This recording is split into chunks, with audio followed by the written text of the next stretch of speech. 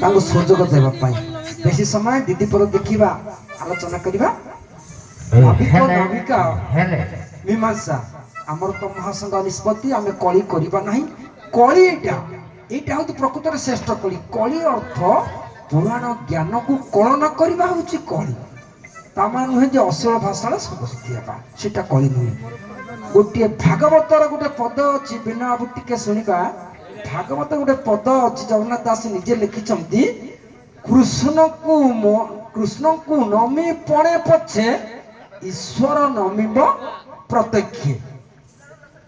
पदर एति मु बुझुची जे कृष्ण को पछे नमस्कार करिवो ईश्वर को आग नमस्कार करिवो तेणु कृष्ण ईश्वर दी जन जह कृष्ण सह ईश्वर ईश्वर जह सह कृष्ण से नुहे ये जन अलग अलग तेणु एपट नाविक कृष्ण की आमको बुझेबे कृष्ण संपर्क रे एपट नाविक ईश्वर की आमको बुझेबे दीदी पद देखिबा आलोचना हो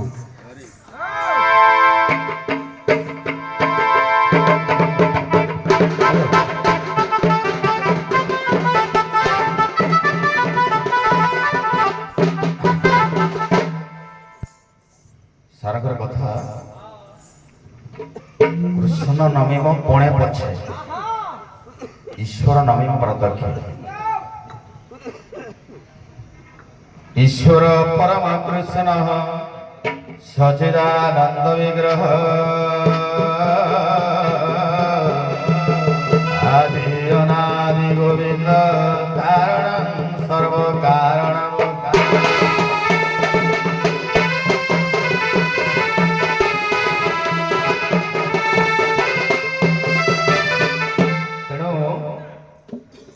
शास्त्र कहे ईश्वर परम कृष्ण किंतु सारंकर कथा ईश्वर अलगा कृष्ण मध्य अलगा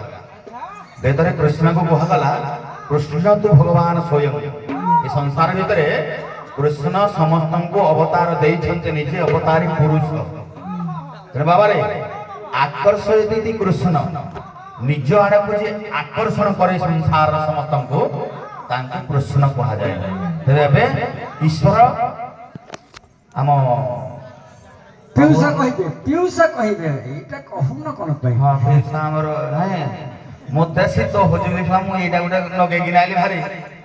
हां शीत मोते सेना हो से शीत खाइ दो मु देखिले कोई मोते शीत खाउजी मु देखिले पियूषा शीत को खाइ दो हां की मेडिसिन लखी देके जाने ये शीत को खाइ खागिरी बुढ़ापा कोला कृष्णस्तु भगवान सच्चिदानंद विग्रह कृष्ण भगवान मैं महापुर आज्ञा मैं महापुर मु आज्ञा मु जहा कहबा महापुर मैं देखिबा के काम देखिबा ईश्वर के सुनबा सलागी तमरा हम पद कहले ईश्वर परम कृष्ण अरे प्रो कृष्ण होजी किए आको जानिबा बोले जगन्नाथ दास भागवत रे कहले बोले जगन्नाथ दे 16 कला ये कहू कोला आनंद बोला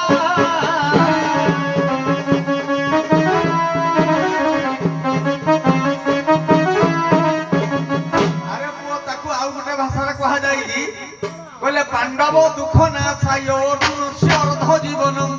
ये सालो शिष्य विनाशाय वासुदेव नमस्तुते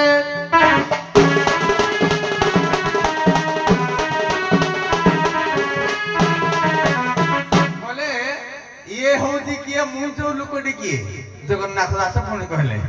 कहले त्रिगुण संग जार नहीं ये उद्धव ईश्वरटी सही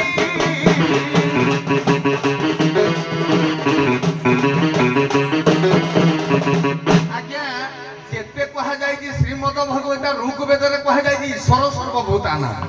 लेखा है कि कृष्ण सर्वभूताना केबे लेखा है काहे कि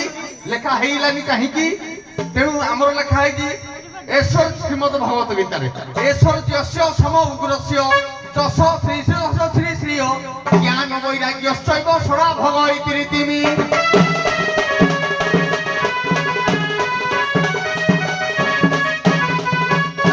आज्ञा कृष्ण 6टा ऐश्वर्यर अधिकारी हेले बोली नाटा कृष्ण कृष्ण तेणु हमर गर्ग संहिता रे आज्ञा कृष्ण शब्दर अर्थ लगा दिया जायछि ତେଣୁ ମୁଁ ଆଡ଼କୁ ଯାଉନି କହିଲେ ଲମ୍ବିବ କଥାଟା। ତେଣୁ ଏ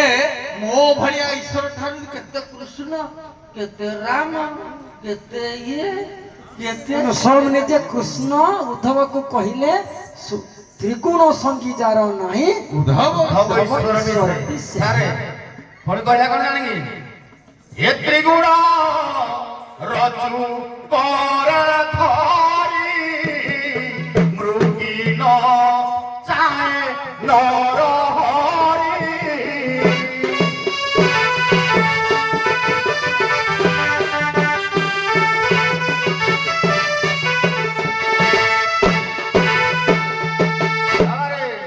ନରହରି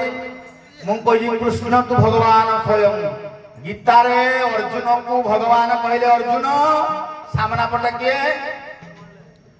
ଅର୍ଜୁନ କହିଲି ମୋର ଗୁରୁ ମୋର ଜେଜେବାପା ପିତାମହ ଭୀଷ୍ମ କହିଲେ ଏସବୁ ମାୟା କରି କରାଉଥାଏ ମୁହିଁ ମୋ ବିନୁ ଅନ୍ୟ ଗତି ନାହିଁ ମୋତେ ତୁ ଦେଖେ ମାମେକଂ ଶରଣଂ ବ୍ରଜ। ବୋଲା ମତେ ଦେଖେ ମୁଇଁ ସବୁ ସୃଷ୍ଟି କରିବା ବାଲା ମୁଇଁ ଏ ତ୍ରିଗୁଣ ରଜୁ ପରେ ଧରି ତୋ ଭଳିଆ କୃଷ୍ଣକୁ ମୃଗୀ ବେଳିଆ ଏବେକା ଜୀବଜନ୍ତୁ କେତେ ଜୀବଜନ୍ତୁ କେତେ ସକଳ ଘଟେ ପୁରିଥିବା ପରମ ବ୍ରହ୍ମ ପୁରୁଷକୁ ସମସ୍ତଙ୍କୁ ଜୀବ ରୂପୀ ବ୍ରହ୍ମକୁ ନଚଉଛେ ମୁଇଁ। ତେଣୁ ମୁଇଁ ତ୍ରିଗୁଣ ରଜୁ ତ୍ରିଗୁଣ ସଙ୍ଗ ଯାର ନାହିଁ ତାହାକୁ ଈଶ୍ୱର ଉଦ୍ଧବ ଈଶ୍ୱରଟି ସେଇଠି ବାବାରେ ହେଲେ ତ୍ରିଗୁଣ ରଜୁ ପରେ ଧରି ମୁଇଁ ନଚଉଥାଏ ସଂସାର ସମସ୍ତଙ୍କୁ। ତେଣୁ ବାବୁ ମୁଇଁ ଉପରେ ଅଛି ମୁଇଁ ସମସ୍ତଙ୍କୁ ଆକର୍ଷଣ କରେ ମୋ ପାଖରେ ଯୋଉ ଯାଦୁ ଅଛି ମୋ ଦ୍ୱାରା ସମସ୍ତେ ଘିଞ୍ଚି ହେଇଯାଆନ୍ତି। ଆରେ ପୁଅ ପଦଟା ଯାହା ଗାଉଛି ଠିକ କିନ୍ତୁ ହେଲେ ଅର୍ଥଟା ହଉଛି ଉଲ୍ଟା ପରା। ମୃଗୀ ନଚାଏ ନର ହରି ଲେଖା ହେଇଛି। ଇଏ ମୃଗ ହେଲା କିଏ ଏଠେ ନର ହେଲା କିଏ ଏଠେ ହରି ହେଲା କିଏ ତିନିଟା ଯାକ ଅର୍ଥକୁ ଆଣିବା। ଇଏ ମୃଗୀ ତ୍ରିଗୁଣ ତିନି ଗୁଣର ରଜକୁ ଅଧିକାରୀ କେବଳ ହେଲେ ଈଶ୍ୱର। ଈଶ୍ୱର ସର୍ବଭୂତାନାଂ କାହିଁ କୁହାଯାଇଛି ନା ଯେତେବେଳେ କହିଲେ ସର୍ବଧର୍ମ ପରିତ୍ୟଜ ମାମେକଂ ଶରଣଂ ବ୍ରଜ ଅହଂ ତ୍ୱାଂ ସର୍ବ ପାପେଭ୍ୟୋ ମୁଖ୍ୟେ ସ୍ୱାଭିମାନସୁଚ। ସେ ସିନା କହିଦେଲେ କଥାଟା ଯଦି କହିଲେ ମୁଁ ଉଦ୍ଧାର କରିବି ଆଜ୍ଞା ଭଗବାନ କୃଷ୍ଣ ଅର୍ଜୁନକୁ ସଦଗତି ଦେଇପାରିଲେ କି? ତାହେଲେ ଯୁଧିଷ୍ଠିର କଣ ପାଇଁ ଜଣେ ଗଲେ ଆଉ ସବୁ ଗୁଡାକ ମଧ୍ୟରେ ପଡିଲେ? କାହିଁକି ନା ଯେତେ ଜୀବ ଜଗତ ଭିତରେ ତିଆରି ହେଲା କହିଲେ ମନ କହିଲେ ଏ ମାନବ ଜନ୍ମରେ ଯେତେ ଜନ୍ମ ହେଇଛନ୍ତି ସବୁ ବାସ୍ତବ ରୂପ ଧାରଣ କରି ସବୁ ଆଜ୍ଞା ନିଶ୍ଚିତ ଦିନରେ ମରିବେ। ତେଣୁ ଭଗବାନ କୃଷ୍ଣ ଜନ୍ମ ହେଲେ ମଧ୍ୟ ବି ସେ ଆଜ୍ଞା ମଲେ କି ନାହିଁ? ପ୍ରୟାଣ କୁହାଯାଏ ଆମକୁ ମଣିଷକୁ କୁହାଯାଇଛି ମରିଗଲା ଭଲ ହେଲା ସାରେ। ତେଣୁ ଟିକେ ଭଲ କଥାଟିରେ ଅଛି ଅଚ୍ୟୁତାନନ୍ଦ ମହାପୁରୁଷ କହିଲେ ଇଏ ତିନି ଗୁଣରୁ କେମିତି ଅତୀତ ହେଲେ କାହାକୁ ପାଇବା? ପ୍ରଥମେ ଆଜ୍ଞା ସୂକ୍ଷ୍ମ ବ୍ରହ୍ମ ସ୍ଥୂଳ ବ୍ରହ୍ମ ଆଗ ସ୍ଥୂଳ ବ୍ରହ୍ମ ତାପରେ ସୂକ୍ଷ୍ମ ବ୍ରହ୍ମ ତାପରେ କାରଣ ବ୍ରହ୍ମ ତିନିଟା ତାଙ୍କ ଦର୍ଶନ ଦେଖିବେ ଆଜ୍ଞା। କେମିତି ନା କୃଷ୍ଣ ହେଲେ ଆଜ୍ଞା ବାସ୍ତବ ସ୍ଥୂଳ ବ୍ରହ୍ମ ତାକୁ ଦେଖିପାରିବା ନର ରୂପରେ। ତାପରେ ଯିବା ବିଷ୍ଣୁକୁ ନିରାକାର ବିଷ୍ଣୁ ଯିଏ ଅଛନ୍ତି ଯିଏ ନିରାକାର ବିଷ୍ଣୁଙ୍କୁ ଭିତରେ ମୁଁ ଇନ୍ତି ତିଆରି କରିଛି ମାନେ ଗୋଟେ କଥା ଆଗ ସଦ୍ଗୁରୁ ଚିନ୍ତନ। ଗୁରୁ ଆମକୁ ଦେଖେଇଲେ ପାଠ ପ୍ରଥମେ ଗୁରୁ ହେଲେ ଆମର କୃଷ୍ଣ ବନ୍ଦେ ଜଗତ ଗୁରୁ କି ନାହିଁ? ତେଣୁ ଆମର କୁହାଯାଏ ଭାଷାରେ ଜଗନ୍ନାଥ ଦାସ ଭାଗବତ ଲେଖିଛନ୍ତି ଯେ ଯେ ଆମର ପ୍ରକୃତରେ ଗୁରୁ କିଏ? ଏକଇ ଗୁରୁ ଜଗନ୍ନାଥ ଆଉ କେ ଅଛି ବା ସମର୍ଥ।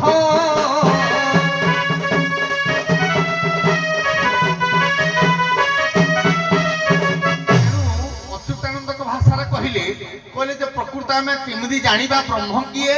କେମିତି ପରମ ବ୍ରହ୍ମ ଜାଣିବା? ତିନି ପ୍ରକାର ବ୍ରହ୍ମ। ଗୋଟେ ହେଲା ସ୍ଥୂଳ ବ୍ରହ୍ମ ଗୋଟେ ହେଲା ଆମର ସ୍ଥୂଳ ବ୍ରହ୍ମ ସୂକ୍ଷ୍ମ ବ୍ରହ୍ମ ଏବଂ ଆଉ ଗୋଟେ ହେଲା କାରଣ ବ୍ରହ୍ମ। ଆଉ ଗୋଟେ ବେଦ ମତରେ ଆମେ ଜାଣିବା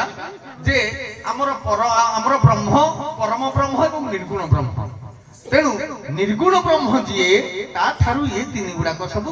ନିର୍ଗୁଣରୁ ସାକାର ହେଲେ ନିରାକାର ଯାହା ଜଳାଧାର ରୂପ ହେଲା ଜଳାଧାର ରୂପରୁ ଆଜ୍ଞା ସାକାର ବ୍ରହ୍ମ ହେଲେ ଯାହାକି ଭଗବାନ କୃଷ୍ଣ। ତେଣୁ ଈଶ୍ୱର ଆଉ କୃଷ୍ଣଙ୍କ ଭିତରେ ପାର୍ଥକ୍ୟ ପ୍ରଭେଦ ହଉଛି ଏତିକି। କୃଷ୍ଣ ପରିପୂର୍ଣ୍ଣତମ ଅବତାର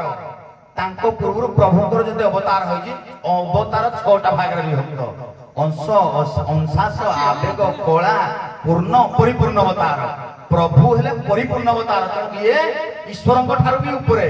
ଈଶ୍ୱର ପରମ କୃଷ୍ଣ ଈଶ୍ୱର ପରମ କୃଷ୍ଣ ସଚିଦାନନ୍ଦ ବିଗ୍ରହ ବୁଝିପାରିଲେ ସାରେ ସାରେ ଆମର ବହି ଶ୍ରୀକୃଷ୍ଣ ଲୀଳା ଖଣ୍ଡ ନୃସିଂହ ପ୍ରସାଦ ମିଶ୍ରଙ୍କ ଲେଖା ଏ ଗୋପୀ ମାନେ ଏ ଯୋଉ ଗୋପୀ ଜନ୍ମ ହୋଇଛନ୍ତି ତାଙ୍କର ଏ କୃଷ୍ଣଙ୍କର ଯୋଉ ଅବତାର ଗୁଡାକ ପୂର୍ବରୁ ହେଇଛି ଯୋଉ 10 ଅବତାର ହବା 32 ଅବତାର ହଉ ଯାହା ସବୁ ଅବତାର ହେଇଛି ଏଇ ଅବତାରରେ କୃଷ୍ଣଙ୍କର ଅବତାରକୁ ବା ରାମକୁ ଯୋଉ ଦଣ୍ଡକାରଣ୍ୟରେ ଗୋପୀ ମାନେ ଆଶା କଲେ ବଳି ଦ୍ୱାରରେ ବାମନ ଭଗବାନଙ୍କୁ ଦେଖିକି ସେମିତି ବି ଆକର୍ଷିତ ହୋଇଛି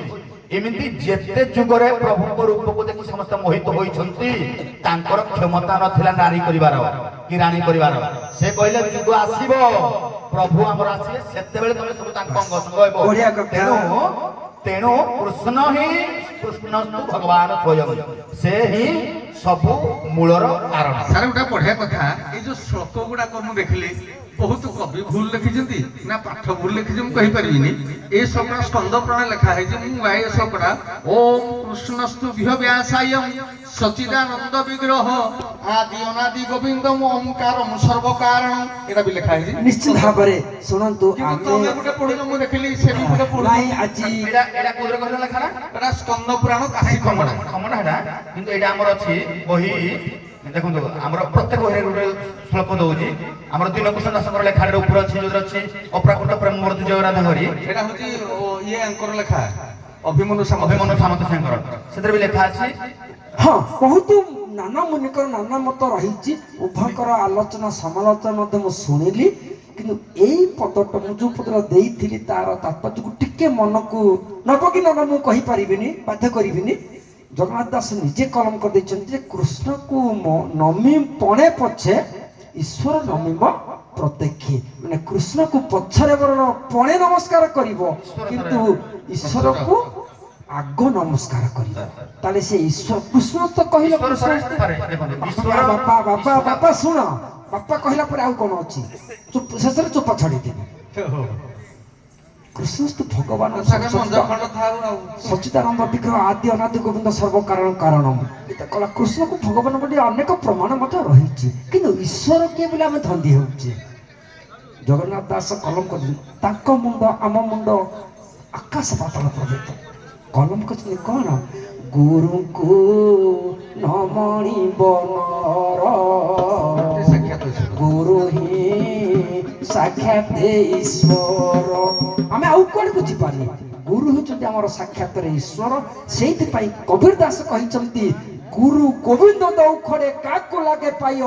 ବଲିହାରି ଗୁରୁ ଆପନେ ଗୋବିନ୍ଦ ଦିଏ ବତାୟ ଆମେ ଗୋବିନ୍ଦକୁ ଦେଖିନେ ଗୋବିନ୍ଦକୁ ଚିହ୍ନିନେ କୃଷ୍ଣକୁ ଦେଖିନେ ଚିହ୍ନିନେ କିନ୍ତୁ ଆମ ଗୁରୁଙ୍କୁ ତ ଚିହ୍ନିଛେ ତେଣୁ ଗୁରୁକୁ ଯେତେବେଳେ ଏକାବେଳେ ଆସି ପହଞ୍ଚି ଗଲେ ମୁଁ ଗୁରୁକୁ ଚିହ୍ନିଛି ମାନେ ଆଗ ଗୁରୁକୁ ପ୍ରଣାମ କରିବି ପ୍ରଣାମ କରିସାରିଲା ପରେ ଆଜ୍ଞା ସେ ଜଣକ କିଏ ଗୁରୁ ଚିହ୍ନେଇ ଦେବେ କୃଷ୍ଣଙ୍କୁ ସୁନ୍ଦର ଆଲୋଚନା ସମାଲୋଚନା ଏଇଠି ଥାଉ ପୁଣି ମଞ୍ଚ ଆସିଲେ ଦେଖିବା ଅଛି ଆଗକୁ ତ ବହୁତ ମଞ୍ଚ ଆଗକୁ ଆସିଛି ଆଉ କିଛି ନାହିଁ ରାଧା ସାମ୍ନାକୁ ପଳେଇ ଆସ ରାଧେ ହଉ ଗୋଟିଏ କଥା ଖାଲି